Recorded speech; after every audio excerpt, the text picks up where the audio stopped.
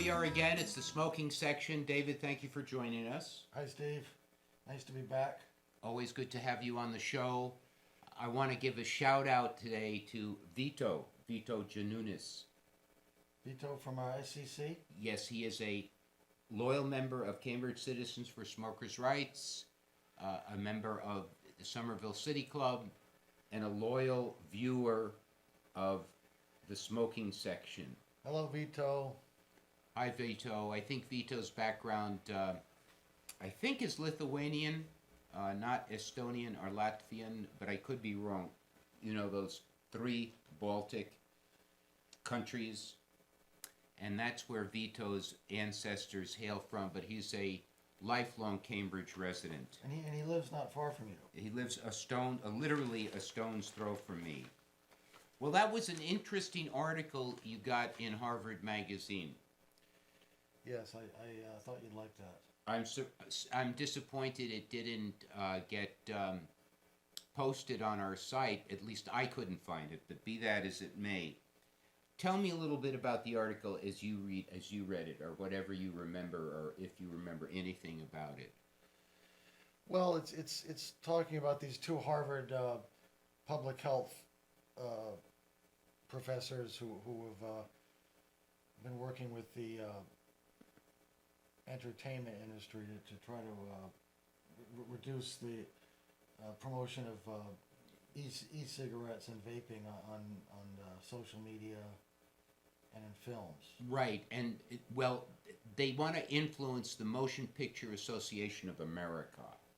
This has been a fight that's been going on, primarily having to do with scenes where people are seen smoking. Yes, they said, I think they already had a success. They said about 10 years ago they got them to include smoking as one of the conditions for rating a movie R. Right, and movie companies don't like to rate their films R because it restricts to some degree their audience and ends up hurting their bottom line to some degree. But they had some statistic about how if they could reduce the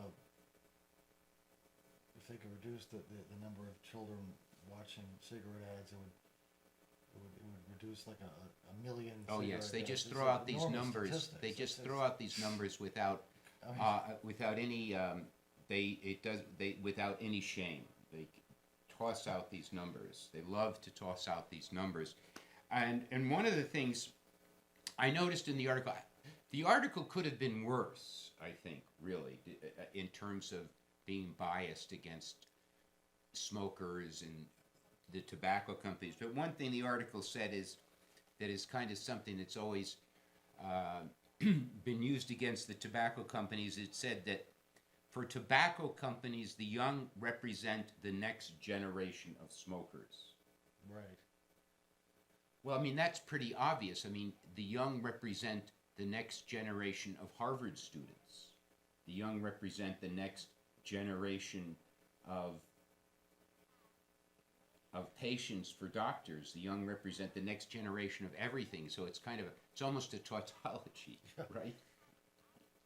I guess when they're just trying to say that they're focusing their attention on the young. I guess, right? I think they're trying to imply that, but they don't come out and say that in this article because, I mean, for example, it's pretty hard if the tobacco companies wanted to target young people. It would be very difficult. They can't use radio. They can't use television. They're restricted. They can't do product placement. Well, the implication is that they said that this Altria, which is the parent company of Philip Morris, has purchased like 35% of the stock in YouTube or something. So no, not YouTube. Or no, not YouTube. Google no. 35% of the stock Juul. in Juul. Right. So the implication is that they are trying to promote vaping. They're trying to imply that, but they're not actually saying that because, and one thing this article and these guys, Barry Bloom and Jay Weinstein, they're trying to say that if kids start using start vaping, they could then go to cigarettes. Yes. And this represents, this is something that should alarm people. Which is not necessarily a linear connection. Well, I don't think there's any connection at all, because as vaping has increased in the United States over the last 11 years, the number of teenagers smoking has steadily decreased. So I think for them to come up with any good data that would indicate that kids are starting to vape and then going to cigarettes is really kind of absurd. Yes, and another statistic they said that which I found dubious was that the average age of young smokers, or when they first start, is 12. That seemed quite young. Well, I mean, first of all, it's hard to come up. I don't know where they got that, but given that in the last 20 years, the number of teenagers who report that they smoke has decreased substantially, I think they're kind of conflating, well, asking people, when did you first try a cigarette? And then when they start smoking. I guess. I mean, I would have thought the age would have been more like 15 or 16. Well, I mean, David, you understand that all of these, this is all self-reported data. This is nothing that we don't know anything really whether any of this data is correct or not, like in terms of when you start smoking, or even if teenagers are smoking or not smoking. It's not like they're being monitored. They're just being given surveys. Okay. So there's no way to tell if these surveys are accurate or not. Well, it would seem to me also that the vaping PR is that it's supposed to wean you off of smoking, right? That's correct. So, yes. So that's another thing that would be questionable about why the companies would want to promote it. You know.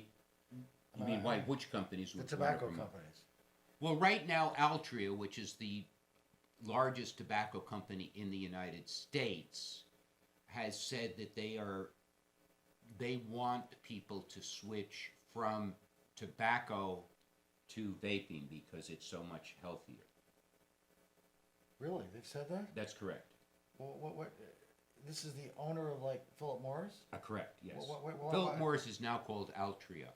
Why would they be bad mouthing their cash Their cow? own product. Because of the pressure that has been put on the tobacco companies, the restrictions, the taxes, the bad press, the reduced number of people who are smoking. So Altria has said that they kind of want to switch to non-tobacco products over the next 2 decades or so. What do you mean? But that doesn't mean. But does that mean that the tobacco companies are now phasing out in some way, or I mean that's not the idea, is it? Well, Altria is claiming that. I mean, but I don't think they're going to all of a sudden stop producing cigarettes, because there are too many of us who enjoy tobacco, and we'd rather fight than switch. The old cigarette. That was the Territon ad. Remember that? Was it Territon Remember that came up with that? Yeah. Right. So we would rather fight. I'm not sure that there are that many cigarette smokers actually fighting, but they are persisting to smoke, even though the propaganda is thick and heavy and the restrictions are pretty harsh. Well, it's an interesting question as to how.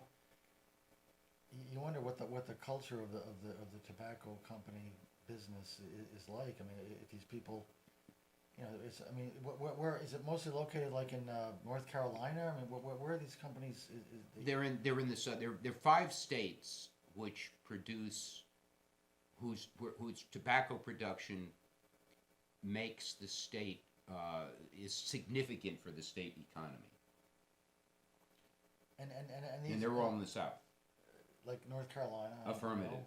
And Kentucky. And I assume Virginia, South Carolina, North Carolina, South Carolina, Virginia, Kentucky, and maybe Tennessee. that's where the fields are, the fields and the. Right, and I think the companies themselves are located So there. these are like big corporate office complexes, somewhere in Yes, these states. yes. I just wonder what kind of, how they feel about all the Well, I'm sure they employees, feel they pretty must feel beleaguered. beleaguered. Yes, I'm sure they do. Maybe Yes. I wonder if they're like protesters outside the. Oh, outside the every once in a while companies probably, but I think over the last few years it's kind of calmed down a bit. I mean, Mm-hmm. you know, the number of people who, I remember there was this black minister who was going through black areas, and defacing advertisements for cigarettes. You know, posters, or what do you call it, billboards, and I haven't heard of anything like that recently. Well, it's interesting. I mean, how many companies are there that don't advertise? You know, Right. I mean, they have no advertising anymore. Well, the So only they, advertising they have that the tobacco companies, no, the tobacco companies may advertise, for example, in magazines, which do not, whose readership is very clearly not children. So, for example, in Rolling Stone magazine, you will sometimes see an advertisement, let's say, for American Spirit and the Oh, like. really? Okay. But nothing on television, nothing on radio. And then, yeah, and then you don't see big trucks going around with cigarette logos on them. You know, bringing delivery trucks. You know. No, you see very little. And, I mean, there is some point of sale, what are called point of sale advertisements. For example, if you go into a tobacco store, sometimes you'll see a poster for some kind of cigarette. Yeah. But, you know, they like to say that smoking is the leading cause of preventable death.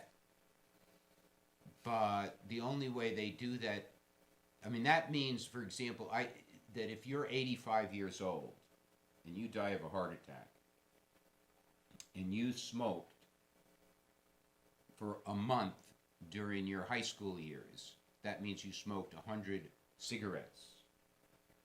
You were a former smoker, so if you die of a heart attack at 85, That goes in- statistically, they can say that's a smoking Oh my caused gosh. preventable death. Oh That's my the way they gosh. come up with these statistics. Well, that's why these numbers are so high. That's right.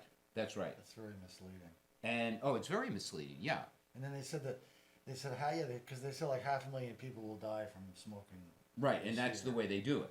Wow. You know, I mean, the CDC, the definition of a smoker, or the definition of a smoker is someone who has smoked 100 cigarettes in his life and continues to smoke. The definition of a former smoker is someone who has smoked 100 cigarettes and no longer smokes.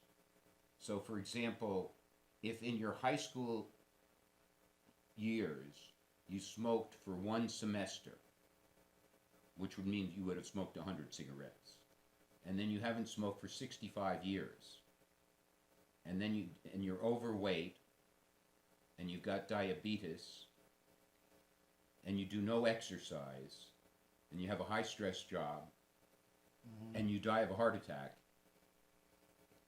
they can say that's a smoking related death because you're a former smoker. Well, I mean, they must have some confidence. I mean, in other words, if they took all these 500,000 people they're saying are dying of smoking, Right. You're saying that, can they even prove that all those people even smoked at all? I mean, No, they how can't. Are they even They can't. finding out? Are they asking everybody? Self-reporting. Self-reporting? Yeah. They ask you, did you ever smoke? You mean that?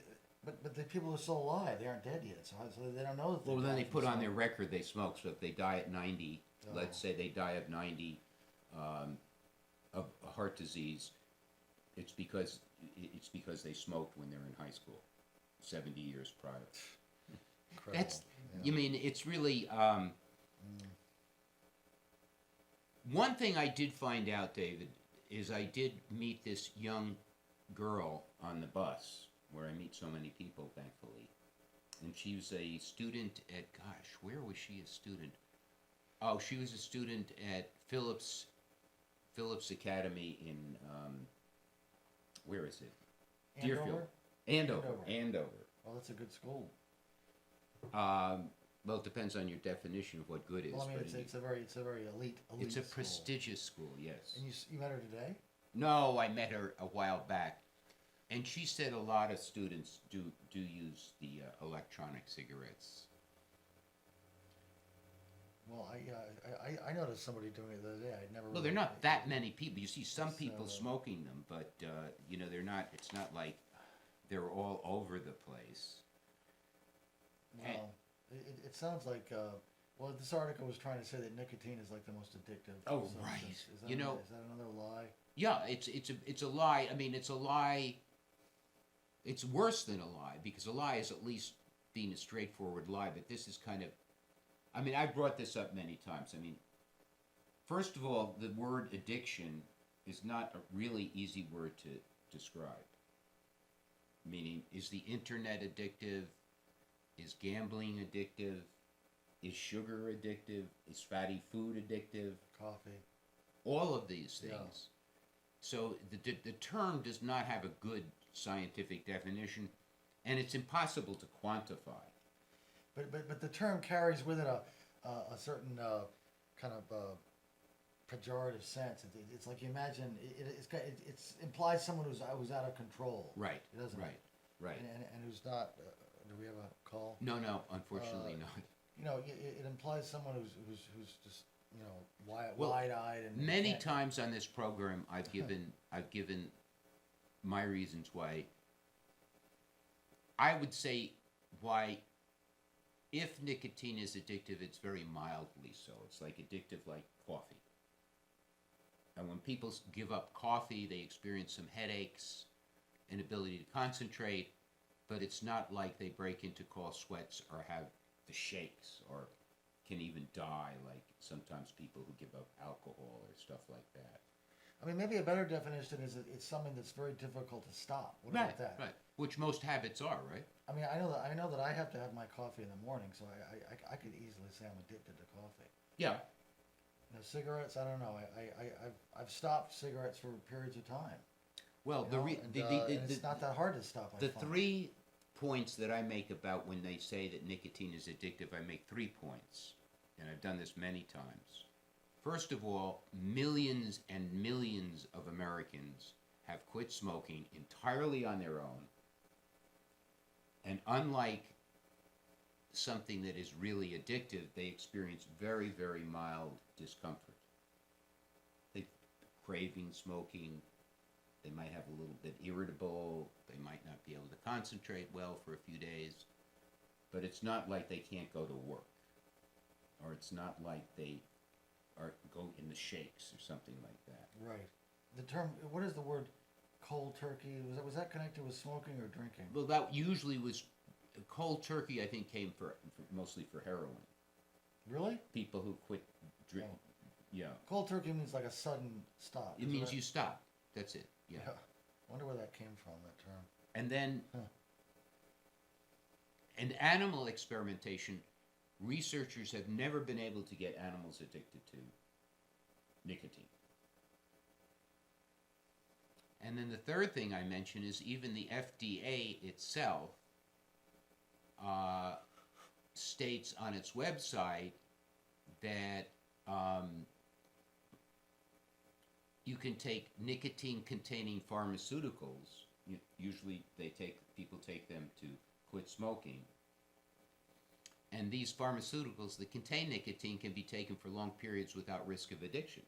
So, if nicotine was one of the most addictive substances in the world, how is it that the FDA says, well, you can take nicotine-containing pharmaceuticals without any danger of addiction?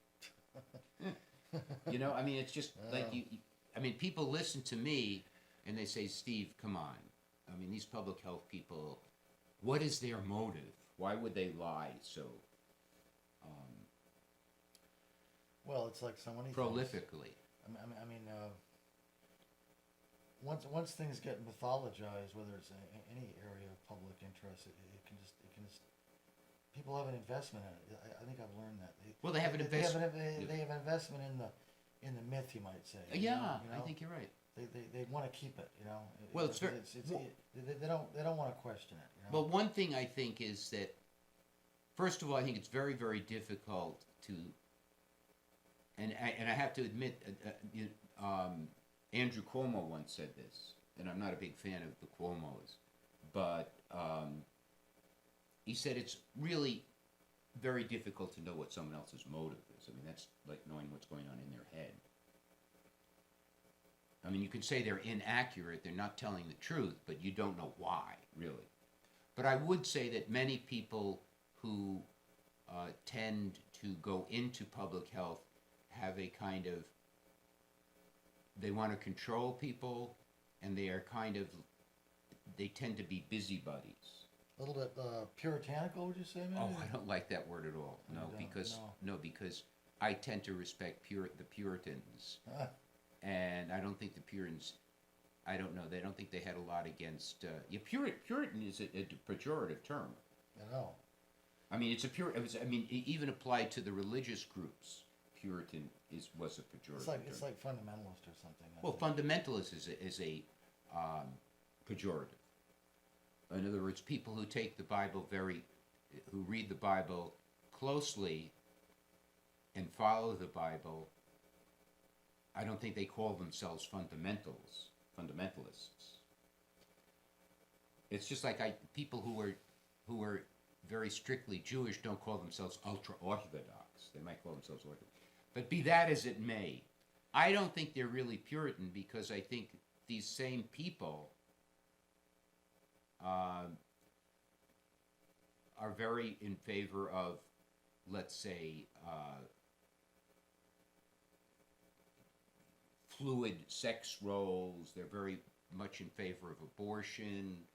They're very much in favor of a lot of things that I think certainly religious people would find. Oh, I see. Okay. Well, yeah. I guess what I meant, anathema. I meant in the sense that they kind of frown on behaviors that are considered, bad for society or something. I guess that's what I meant. Well, I mean, I guess they do, but I don't know. But they're not like religious people. That's for sure.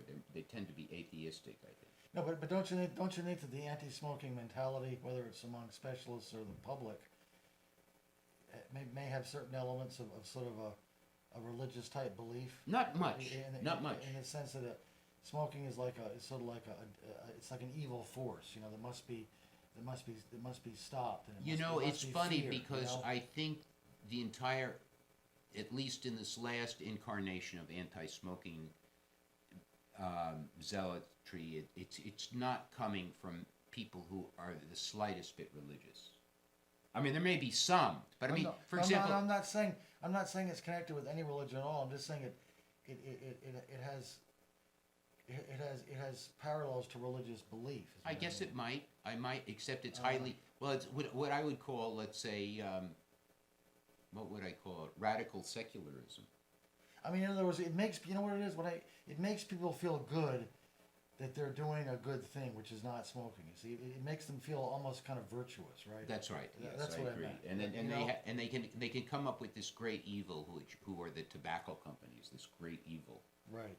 And they can feel really good because they can all get together and talk about how terrible the tobacco companies are and how great they are. But in terms of religiosity, I mean, even the Mormons, who are very much against, let's say, they are not supposed to smoke tobacco and they're not supposed to drink alcohol. But even the Mormons, for the most part, they believe in individual liberty. They don't believe the government is supposed to dictate to the individual. They believe we all have freedom, God-given freedom, so that the Mormons themselves may not smoke or drink, but they don't impose that to the extent that other people, that these, what I would call radical secularists, like at Harvard School of Public Health, do. David, the time has just flown. Yeah. Let's say goodnight to our audience. Good night, everybody. Good night.